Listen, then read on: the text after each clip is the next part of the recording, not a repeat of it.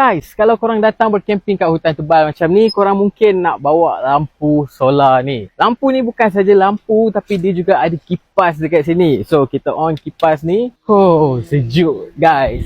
So, kalau korang ada kemah, kalau korang tidur tak kisahlah, korang tidur atas hammock sekalipun, kalau korang ada benda ni, korang boleh je gantung dekat pokok ataupun buatlah satu tempat gantung dekat dengan korang. Kipas ni boleh dipusing-pusing macam ni dan lampu dia ni cukup untuk menerangkan waktu malam kita tu dan cukup lama untuk kita pakai daripada malam sampailah ke pagi. Bukan tu je, kalau korang perlukan emergency power, korang boleh cucuk je dekat USB port dekat sini. Kalau korang rasa sakit perut dan tak ada tandas, korang bawa lah dia macam ni dekat dalam hutan nanti. At least ketika korang nak pergi cari tempat untuk membuang tu, korang boleh je letak macam ni kan.